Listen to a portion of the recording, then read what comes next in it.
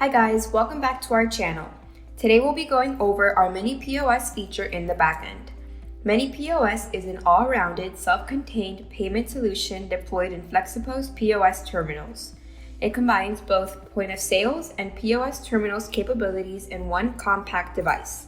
Within your MiniPOS, you will be able to create your product catalog, process and accept payments, issue invoices and receipts, and you can also scan items with your barcode reader. Now let's get started with the MiniPOS feature in the backend. When you log into your Flexipos account, you will see the MiniPOS tab to the left. The first tab you will see is your invoices. Here you will see all the invoices that have been created. You will see the date it was created, the invoice number, where it was created, the total amount, and the status of the invoice. To get more detail about a specific invoice, click on the eye icon to the left of the invoice. Here you will be able to see the date and time the invoice was created, the status of the invoice number, and the total amount. You'll also see the customer's information. You'll see the payment method, the name of the customer, email or phone number, and the reference number.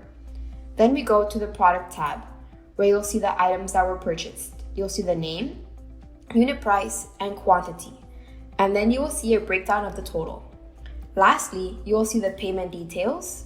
You'll see the exact date it was created, the response if it was approved or denied. You'll see the subtotals, tips, tax, fees, and overall total that was charged. Now we will show you how to create a new cloud invoice. Simply click where it says New Cloud Invoice. Then fill out the customer's information.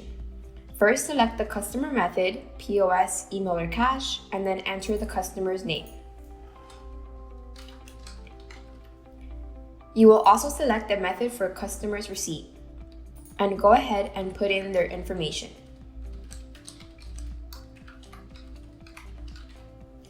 And lastly, we will put the reference number. Now we can go ahead and add the products. You'll be able to see the product list or add a new item. Now let's finish the invoice. You can either search the item by name or code, and then it will automatically give you the unit price, which you can customize to your liking. And then put the quantity the customer would like to purchase. Finally, we click Save to register the item on the invoice. Here you are able to add as many items as you want. Then you will see the subtotal. Remember, this final amount of the invoice could change based on the tax rate or other fees. Then to finalize the invoice, click on Save. You will see that it says Request successfully done. Do you want to send this invoice to the customer now? You will click Yes, and once you receive the notification on top, that means that the invoice was successfully sent to your customer. Now let's take a look at what the email looks like on your customer's end. They'll see exactly what you created in your invoice. Then your customer can go ahead and make a payment from there. Once they click Make a Payment, it will bring them to their invoice information, and here is where they will enter their payment information. Now let's move on to the Quotes tab. They have the same functionality as the invoice. The only difference is that the quote is to let the customer know how much the product or service is going to cost them. And lastly, we will go to the Products tab.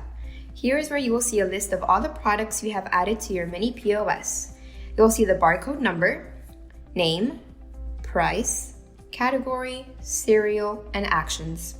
You will also be able to create categories to keep your products organized. Here's where you can add the products. You will need to enter the barcode number, name of the product, serial number, unit price, and then finally the category you want to put that item in. You can make the product available or add it to your favorites. Then you'll have an option to upload CSV list of your products. Then you will go ahead and click load, and there you have it. The upload was successful. Then here you will be able to save all your products, copy, and/or print all your products. Remember, you also have the option to search for a specific product. And there you have it, the MiniPOS feature in your backend. Thank you guys for watching, and please make sure you like, comment, and subscribe, and we'll see you in our next video.